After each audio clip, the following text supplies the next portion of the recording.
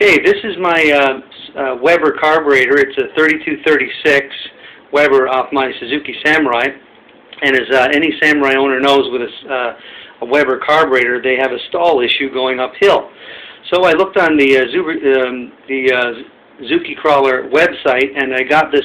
There's a post on there with detailed pictures, everything. It's a really good job. The guy did posting it. So here's my carburetor. I took it apart. Here's the float bowl right here. Now this is a vent hole right here that most Weber carbs don't have, but mine already came with it pre-drilled, and this fitting right here was also installed, so I didn't have to do that. And this fitting goes routed to the charcoal canister. Now this is the float bowl right here. I have the float taken off, and I'll put it back on in a second. But right down here is a hole, which is the vent for the float bowl, which I filled in with Loctite epoxy. Now if you fill this in, you have to drill another vent hole in order to be able to vent the float bowl. But as I said, in my carburetor, Weber already has it done right here. Now what the guy on the Zuki Crawler's website did, he didn't have a hole here, so he drilled about 6 little holes, 1/8 holes across here, and a couple more on top of each other, so that he could vent this tube. And then he put a copper fitting, a 3/8 copper fitting in here, which is the size of the port, and he put a 3/8 gas line on there and routed it to the charcoal canister. And he says it worked great. Also, I lowered my float height by about 1.5 millimeters, which they also recommend lowering your float height by about 1 millimeter. So I did that. 1 to 2 millimeters, I think they recommend. So I did mine at 1.5 millimeter. Just eyeballed it, and then I measured it. So I'm going to put the float back on,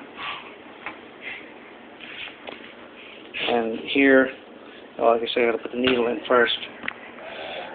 And if I can do this while holding the camera, it's a little difficult. But here it goes, like this.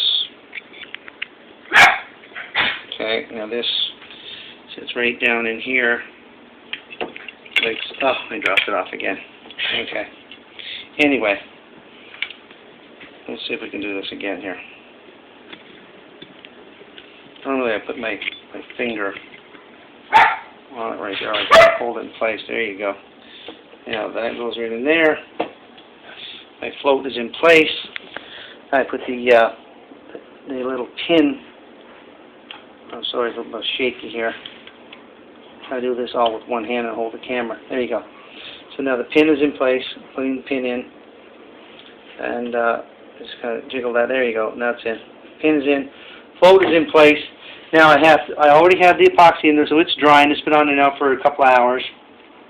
So it's not quite dry yet. Probably like 24 hours before it's totally solid, but it's about ready now. I can go and put it back in the carburetor, the other part of the carburetor, because I'm not going to be using the Samurai tonight.